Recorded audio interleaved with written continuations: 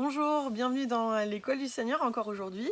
On est toujours dans ce chemin de traversée entre deux saisons, qui n'est pas juste la traversée d'un confinement ou la traversée d'une pandémie, mais qui est vraiment une traversée qui nous conduit d'une saison avec Dieu à une autre. Et mon sujet du jour, c'est la réalité augmentée. Je ne sais pas si vous avez déjà entendu parler de ça, mais c'est une notion dont on entend parler de plus en plus et qui fait qu'à la réalité présente, en fait, on rajoute au travers de différents moyens, en particulier technologiques, on rajoute une réalité qui n'est pas visible de manière naturelle, mais qui fait que la réalité, du coup, nous apparaît d'une manière plus riche et plus complète. Par exemple, c'est beaucoup utilisé par les agents immobiliers qui présentent pas seulement des photos, mais qui vont vraiment nous permettre de visualiser un appartement ou une maison en 3D, et même de visualiser des travaux qui n'ont pas encore eu lieu. Donc c'est un principe qui est assez intéressant et qui me parle beaucoup. Et puis j'étais en train de m'intéresser à ça. Et j'ai senti que le Seigneur me parlait en fait. Et il a commencé à me dire, mais Elvire, moi aussi j'ai une réalité augmentée que j'ai envie de te montrer. Et même, j'ai senti le Seigneur qui me disait, je suis la réalité augmentée. Et il y a beaucoup de choses inconnues que j'ai envie de vous révéler. Il y a beaucoup de choses inconnues que j'ai envie de vous montrer. Alors dans notre cheminement, avec la sortie du peuple d'Israël d'Égypte, l'entrée dans la terre promise et cette traversée qu'on est en train de faire, ça me parle énormément. Parce que c'est une période de la vie du peuple d'Israël où Dieu leur demande de faire un certain nombre de choses qu'ils ne comprennent pas. À commencer par le fait de mettre un agneau à part, de vérifier qu'il n'a pas de défaut, de le garder pendant 2 semaines à la maison, et au bout de 2 semaines de le tuer et de le manger. Si tu réfléchis à ça humainement, ça n'a pas beaucoup de sens. Et puis on a parlé de toutes ces choses impossibles et de ces situations impossibles dans lesquelles Dieu met le peuple d'Israël. Et parce qu'on connaît le Seigneur, on sait que derrière tout ça, il y a un sens, mais qui est caché. Et le Nouveau Testament explique ça, en fait. Et il y a deux références que je vous invite à lire. Il y en a une dans Colossiens 2, 17, qui parle du fait que qu'on trouve et ce qu'on lit dans l'Ancien Testament est une partie de l'ombre des choses à venir. Et puis il y a une référence dans Hébreux 8 au verset 5 qui parle du tabernacle, de la tente de la rencontre, de la demeure de Dieu au milieu de son peuple, et qui dit en fait que cette demeure, elle est l'ombre des choses célestes. Donc il y a une vraie réalité qu'on voit dans la Bible, et qui est que Dieu nous demande certaines choses, et il nous invite à voir certaines choses et à les regarder.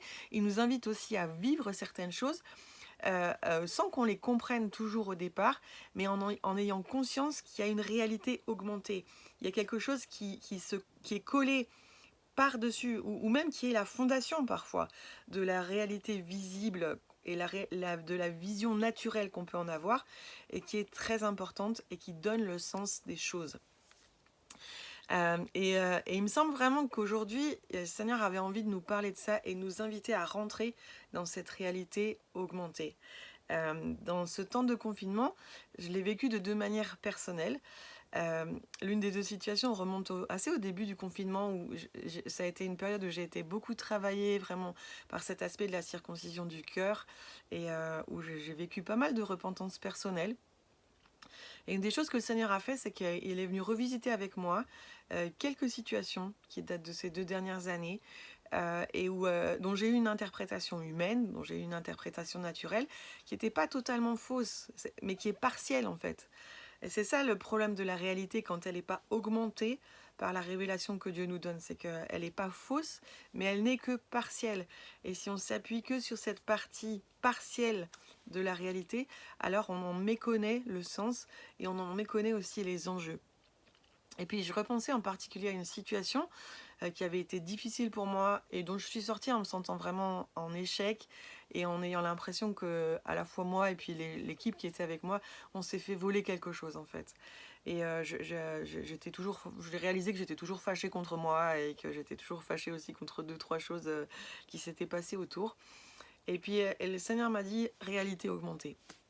Puis tout d'un coup, j'ai commencé à regarder cette situation, j'ai laissé le Seigneur me parler et j'ai commencé à voir des enjeux et à voir un petit bout de ce qui s'était passé aussi dans l'invisible et dans l'esprit, et qui m'a tellement éclairé sur la raison pour laquelle on en était arrivé là où on était arrivé. Et finalement, une fois que j'avais eu cette relecture avec le Seigneur, il n'y avait plus d'amertume dans mon cœur, il n'y avait plus de colère.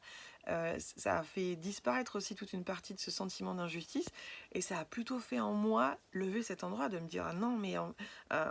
alors, j'ai revisité cette situation aujourd'hui avec le Seigneur, mais je veux aussi que cette revisite, elle continue dans la réalité pour la suite, parce que je crois qu'il y a une suite que le Seigneur va donner. Et il nous attend et il va nous permettre vraiment d'expérimenter une victoire.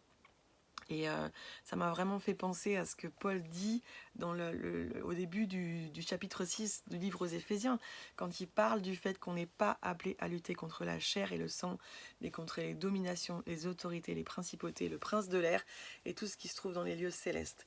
Et je suis vraiment interpellée par ça et par le fait que Dieu essaye de nous faire passer, puisqu'on parle de traverser, de nous faire traverser d'un endroit où toute notre réalité est focalisée sur ce qu'on voit dans le naturel à cette réalité augmentée.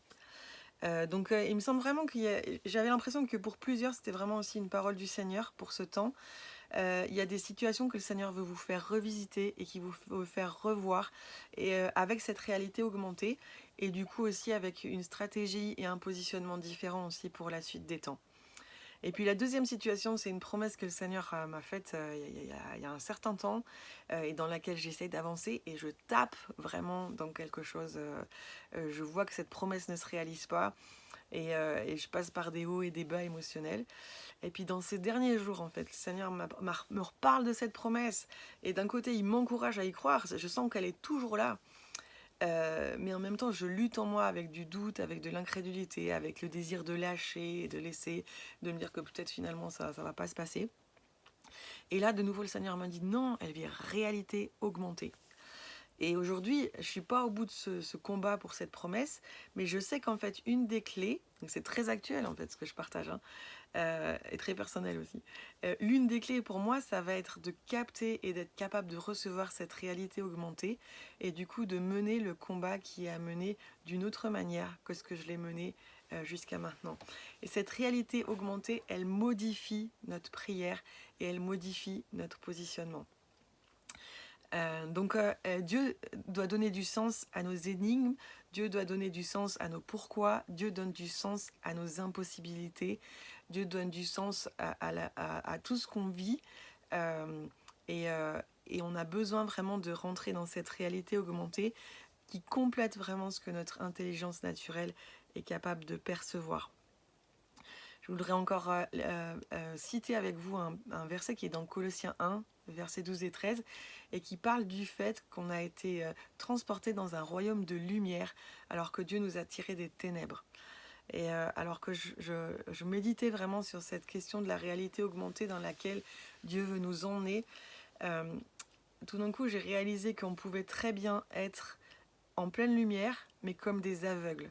C'est pas la lumière extérieure qui nous empêche, qui fait qu'on voit. Il y a une part de la vue, elle est liée à la lumière extérieure, mais il peut y avoir de la lumière à l'extérieur de moi, mais si tout est obscur en moi, ben l'obscurité en moi va faire de moi un aveugle, même si je suis dans la lumière de Dieu.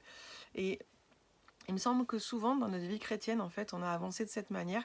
Dieu nous a libérés des ténèbres, il nous a fait avancer dans sa lumière, comme c'est décrit dans Colossiens 1. Mais on est entré dans la lumière, mais avec une obscurité à l'intérieur qui nous a fait rester dans la confusion, qui nous a fait rester dans l'aveuglement, qui nous a fait continuer à tourner en rond des fois sur certaines choses, ou des fois simplement qui fait que même si on avance, on ne le voit pas, et ça amène du découragement, et ça amène du doute, et ça amène de l'incrédulité. Donc ce temps, c'est vraiment aujourd'hui pour passer des ténèbres à la lumière, pas seulement avec la lumière extérieure que Dieu met autour de nous, pas seulement avec une lumière qui est dans les cieux, mais avec une lumière qui nous pénètre, qui vient enlever l'obscurité et qui vient faire tomber les écailles de nos yeux. Et j'aimerais vraiment vous inviter à cette démarche en fait dans ces jours, et spécialement peut-être prenez le temps dans ce week-end de dire Seigneur, fais-moi passer réellement des ténèbres à la lumière et fais-moi entrer dans cette réalité augmentée qui va me permettre d'avoir une autre perspective sur les choses, à la fois les choses passées qui ont besoin d'être revisitées et à la fois les choses à venir et les promesses qui sont là et dans lesquelles on a besoin d'entrer avec la perspective de Dieu. Alors je prie que les écailles tombent de nos yeux, que les ténèbres fassent place à la lumière, que la confusion nous quitte, que l'ignorance nous quitte et qu'on puisse expérimenter réellement cette réalité augmentée qui donne du sens à ce que Dieu est en train de faire et qui nous permet de saisir pleinement les temps qu'on vit et d'avancer avec Dieu dans l'obéissance, dans la foi et aussi dans la joie. Soyez bénis.